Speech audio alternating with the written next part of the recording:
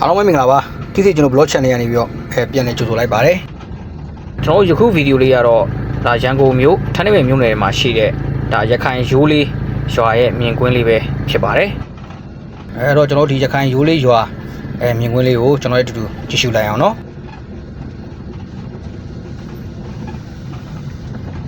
ကျွန်တော်ဒီရခိုင်ရိုးလေးရွာကပေါ့နော်နည်းနည်းလူစီကားတဲ့နေရာတစ်ခုထဲမှာပါပါတယ်ဘာဖြစ်လို့လဲဆိုတော့ကျွန်တော်ဒီရခိုင်ရိုးလေးရွာတွင်းမှာနေထိုင်ကြတဲ့လူတွေအများစုကကျွန်တော်တို့ဒီရခိုင်လူမျိုးတွေလည်းရှိတယ်ပြီးသွားလို့ရှိရင်ကျွန်တော်တို့ဒီမှာကဒီလှိုင်းသားရကျွန်တော်တို့ဒီရှိပိတာစမှုစုံတွေမှာပေါ့နော်ဒါလာပြီးတော့အလုပ်လုပ်ကြတဲ့ဒီစက်ရုံဝန်ထမ်းတွေအများစုနေထိုင်ရာရိုးလေးရွာလေးဖြစ်ပါတယ်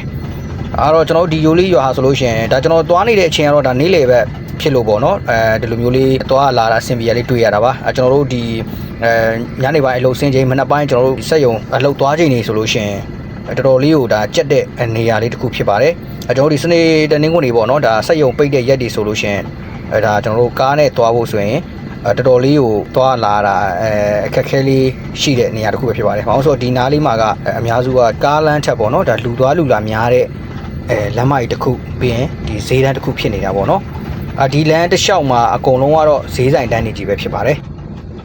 ကျွန်တော်တို့အခုလိုမျိုးပေါ့နော်ဒါလမ်းတစ်လျှောက်လုံးကဒါဈေးဆိုင်တန်းနေဒါဟင်းဒီဟင်းရွက်တန်းနေပေါ့နော်ဟိုဖြစ်နေခြင်းကလည်းဒါကျွန်တော်တို့ဒီရိုးလေးရွာအတွင်းထဲကိုဒါကားနဲ့ဝင်ဖို့အတွက်အခက်ခဲ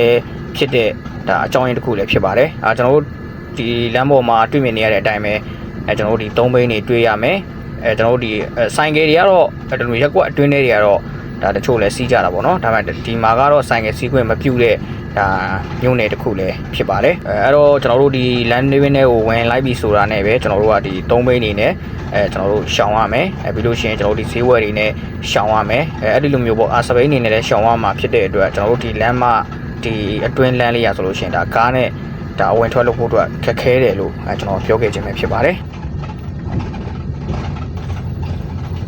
ကျွန်တော်အခုသွားနေတဲ့ဒီလမ်းနဲ့ဒီနေရာလေးတစ်ဝိုက်ကိုကျွန်တော်တို့ရိုးလေးရွာလို့ခေါ်ပေးမဲ့လေပေါ့နော်ဒါကျွန်တော်တို့ဒီလှိုင်သာယာမြို့နယ်နဲ့ဒါရွှေပြည်သာမြို့နယ်ဘက်မှာရှိတဲ့ဒီစက်ရုံတွေမှာဒါမြို့နယ်အသီးသီးပေါ့နော်ဒါမြန်မာနိုင်ငံတဝန်းကအများစုလာရောက်လှုပ်လှုပ်ကြတာဖြစ်တဲ့အတွက်ဒီနေရာလေးမှာကလည်းဒါတိုင်းရင်းသားလူမျိုးပေါင်းစုံနေထိုင်မိတင်းရာနေရာလေးတစ်ခု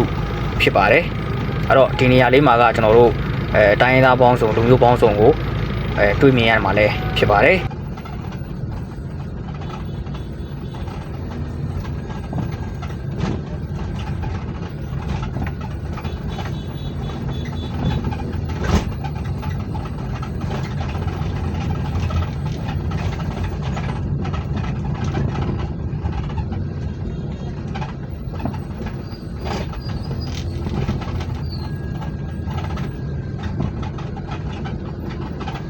ကျွန်တော်တို့ဒီဗီဒီယိုရဲ့အစမှာတွေ့မြင်ခဲ့ရတဲ့ထန်းတပင်မြို့နယ်ရိုးလေးရွာထဲမှာဆိုလို့ရှိရင်လည်းစာတင်ကျောင်းလည်းရှိတယ်ရခိုင်ရိုးလေးဒါပရိယတိစာတင်တိုက်ရဲ့ကျွန်တော်ဘုန်းကြီးကျောင်းလည်းရှိပါတယ်ကျွန်တော်တို့ဒီရှေ့မှာတွေ့မြင်နေရတဲ့မိုးဦးပေါက်ဒီအတိုင်းပဲပေါ့နော်ကျွန်တော်တို့ဒီလှိုင်သာယာမြို့နယ်ထဲမှာရှိတဲ့ဒီနော်ထာလမ်းမကြီးရဲ့ဘေးမှာပေါ့နော်ဒါရခိုင်ရိုးလေးရွာဆိုပြီးတော့အဲ့ဒီမှာစိုင်းဖို့ရှိပါတယ်ကျွန်တော်တို့အဲ့ထဲကိုဝင်ပြီးတော့အခုလိုပဲတွားရောက်မယ်ဆိုရင်တွေ့မြင်ရမှာပဲဖြစ်ပါတယ်ကျွန်တော်နဲ့အတူတူလေ့လာကြည့်ရှုရမယ့်ယခုဗီဒီယိုလေးကတော့ရန်ကုန်မြို့ထန်းတပင်မြို့နယ်မှာရှိတဲ့ရခိုင်ရိုးကြီးရွာရဲ့မြင်ကွင်းလေးပဲဖြစ်ပါတယ်ကျွန်တော်တို့ယခုရောက်ရှိနေတဲ့ရခိုင်ရိုးကြီးရွာတည်ရှိတဲ့ထန်းတပင်မြို့နယ်ဆိုတာကျွန်တော်တို့လှိုင်သာယာမြို့နယ်နဲ့ကလေးရရှိတဲ့မြို့နယ်တစ်ခုလည်းဖြစ်ပါတယ်အဲ့တော့ကျွန်တော်တို့ဒီထန်းတပင်မြို့နယ်ထဲမှာဆိုလို့ရှိရင်ရခိုင်ရိုးလေးရွာနဲ့ရခိုင်ရိုးကြီးရွာတည်ရှိနေတာကိုသိရှိခဲ့ရပါတယ်အဲ့တော့ကျွန်တော်တို့ဒီရခိုင်ရိုးကြီးရွာနဲ့ရိုးလေးရွာလည်းတိတ်မဝေးပါဘူးရခိုင်ရိုးကြီးရွာလို့ခေါ်ပေါ်သုံးဆွဲထားပုံကိုကြည့်ရရင်တော့ကျွန်တော်တို့ဒီနေရာဝန်းကျင်ဟာရခိုင်လူမျိုးတွေတော်တော်များများနေထိုင်တဲ့နေရာလို့မှတ်ယူရမှာဖြစ်ပါတယ်ကျွန်တော်လည်းတိတိကျကျတော့မသိဘူးပေါ့နော်ကျွန်တော်သိရှိရတဲ့လောက်ဆိုရင်တော့လက်ရှိကျွန်တော်တို့ရောက်နေတဲ့ထန်းတပင်မြို့နယ်ထဲမှာရှိတဲ့ရိုးလေးရွာရိုးကြီးရွာဘဝင်းကျင်ဟာဆိုလို့ရှိရင်တိုင်းသားရစမှုစုံတွေမှာအလုပ်လုပ်တဲ့ဝန်ထမ်းတွေအားရနေထိုင်ရာရက်ကွက်နေရာလေးဖြစ်တယ်လို့တော့သိရှိရပါတယ်ကျွန်တော်တို့ဒီရိုးကြီးရွာတွေကိုကားကြီးတွေအဝင်ထွက်လုပ်ဖို့တော့နည်းနည်းလေးခက်ခဲမှုရှိတဲ့ရွာလေးလမ်းလေးဖြစ်ပါတယ် နောက်တစ်ခုကကျွန်တော်တို့ဒီလမ်းထဲမှာကိုလှည့်ပြန်ခြင်းနဲ့နားနေပြီးတော့ကားကွေ့ပြီးတော့ပြန်ထွက်ဖို့ဆိုလို့ရှိရင်တော့တိတ်တော့မလွယ်ကူပါဘူးကျွန်တော်တို့ကားကွေ့လို့ရမယ့်နေရာတော်တော်လေးကိုအထဲကိုသွားပြီးတော့မှပြန်ကွေ့ရမှာပဲဖြစ်ပါတယ်ကျွန်တော်လိုင်းသားရနော်ရထားလမ်းမကြီးကနေပြီးတော့ရိုးကြီးရွာတွေကိုဝင်ပေါက်နာဘယ်ဘက်ညာဘက်ကနေစလို့ရိုးကြီးရွာဆုံးတဲ့အထိကဈေးဆိုင်တန်းတွေကြီးပဲကျွန်တော်တို့ကတွေ့ရမှာဖြစ်ပါတယ်ကျွန်တော်ဒီရွာလေးလမ်းရဲ့ဘေးပင်ညာမှာရှိတဲ့ဈေးဆိုင်တွေကလည်းလူသုံးကုန်းတွေဟင်းဒီဟင်းရွက်ကုန်းစုံဆိုင်တွေအထည်ဆိုင်တွေဖုံးဆိုင်တွေအစရှိသဖြင့်ဆိုင်ပေါင်းစုံရာကိုဒီရွာလေးလမ်းဘေးပင်ညာမှာတွေ့မြင်ရမှာပဲဖြစ်ပါတယ်ဒီလမ်းစုံနားလေးမှာကတော့ကျွန်တော်တို့ကားတွေ꿰ပြီးတော့ရိုးရွာထဲနဲ့ပြန်ထွက်လို့ရပါတယ်ကျွန်တော်ကတော့ရှစ်တက်တက်ကိုမောင်းပြီးတော့ရွာလေးလမ်းစုံအောင်တော့မသွားတော့ဘူးเนาะကျွန်တော်ဒီနားနေပြီးတော့ကားပြန်꿰တဲ့အခါမှာလည်းဒီသုံးမင်းဆိုင်ကယ်တွေရှုပ်ချက်ခတ်နေတာဖြစ်တဲ့အတွက်နည်းနည်းလေးတော့ဒီနားမှာစောင့်လိုက်ရပါတယ်ကျွန်တော်ရောက်ရှိသွားတဲ့အချိန်ကလည်းညနေပိုင်းဈေးဝယ်ချိန်ဖြစ်တဲ့အတွက်အခုလိုမျိုးလေးလူရှုပ်တဲ့အချိန်နဲ့တိုက်ဆိုင်နေရလည်းဖြစ်ပါတယ်ကျွန်တော်ဒီရိုးကြီးရွာထဲမှာအများစုတွေ့ရတဲ့အသုံးပြုတဲ့ရှင်တွေကတော့ကျွန်တော်တို့ဆိုင်ကယ်အသွင်ပြောင်းဘေးတွဲတွေပဲဖြစ်ပါတယ်အဲ့တော့ကျွန်တော်မြင်တွေ့ရတဲ့အတိုင်းပဲဘေးတွဲတွေကတော်တော်လေးကိုများတဲ့နေရာလေးတစ်ခုဖြစ်ပါတယ်အဲ့တော့ကျွန်တော်တို့ကဒီလမ်းကျဉ်းလေးထဲမှာဈေးဝယ်တဲ့သူတွေဆိုင်ကန်းတွေရှိနေတဲ့အတွက်ဒီဘေးတွဲတွေနဲ့သွားတဲ့လာတဲ့သူတွေနဲ့ကျွန်တော်တို့ကားတွေနဲ့ရှောင်တဲ့အခါမှာကြမ်းကြုံမှုလေးဖြစ်ပြီးတော့ချိန်ပေးရတာလည်းဖြစ်ပါတယ်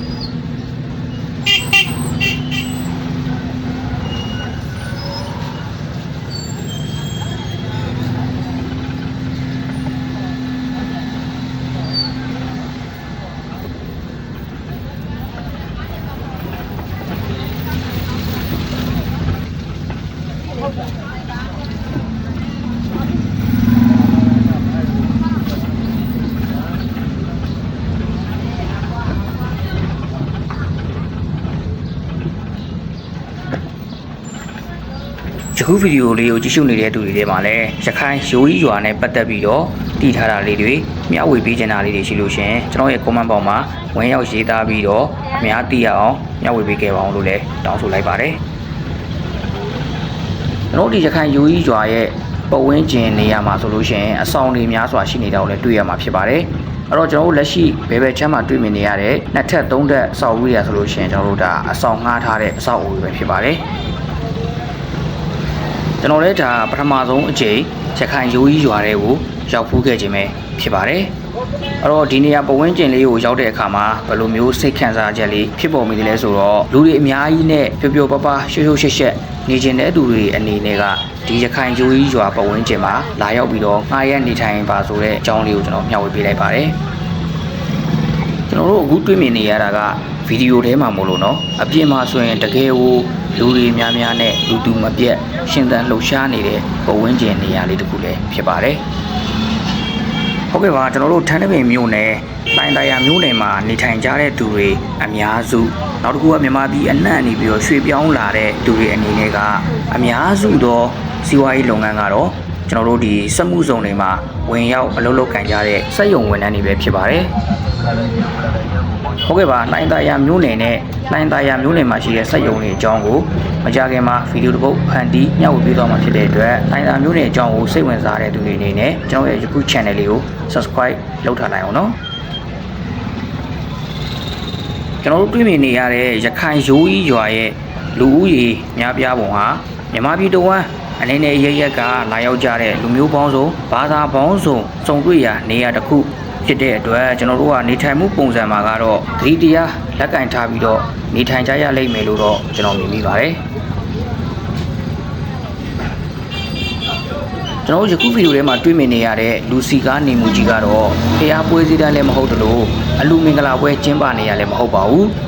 ရခိုင်ရိုးကြီးရွာဆိုတာအခုလိုမျိုးစီစီကားကားနဲ့နေထိုင်ကြတဲ့နေရာတစ်ခုဖြစ်တယ်ဆိုတာကိုပြသပေးနေခြင်းပဲဖြစ်ပါတယ်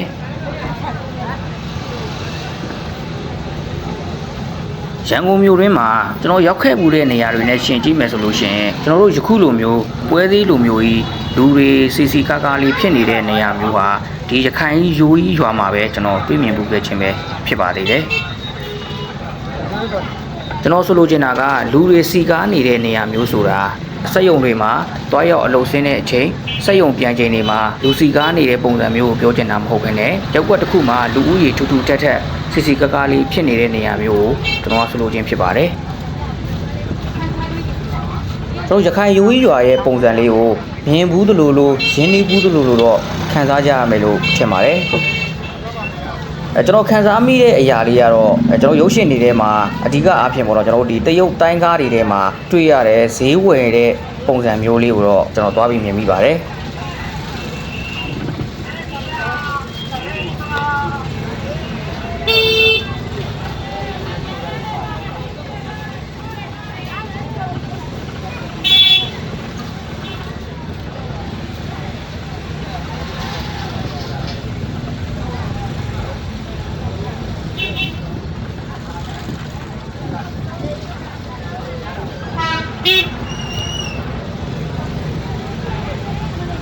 โอเคပါကျွန်တော်တို့ရဲ့ဘေဘယ်ချမ်းမှာတွေ့မြင်နေရတဲ့ဈေးဆိုင်ခန်းတွေရဲ့အပေါ်ကတော့ငှားရမ်းထားတဲ့အဆောင်တွေပဲဖြစ်ပါတယ်โอเคပါယခုရခိုင်ရိုးကြီးရွာဗီဒီယိုလေးကိုကျွန်တော်နဲ့အတူတူလေ့လာကြည့်ရှုပေးခဲ့ကြတဲ့အတွက်အားလုံးကိုကျေးဇူးထူးပဲတင်ရှိပါတယ်ဗျာရခိုင်ရိုးကြီးရွာနဲ့ပတ်သက်ပြီးတော့ပြောချင်တာလေးတွေမျှဝေပေးချင်တာလေးရှိလို့ရှင်ယခုဗီဒီယိုရဲ့အောက်မှာ comment လေးတွေဝင်ရောက်ရေးသားမျှဝေပေးခဲ့ပါအောင်နော်နောက်ထပ်ဗီဒီယိုတွေများစွာမှာကျွန်တော်တို့ပြန်လည်ဆုံတွေ့ကြဖို့အတွက်ကျွန်တော်ရဲ့ channel လေးကို subscribe လုပ်ထားလိုက်အောင်နော်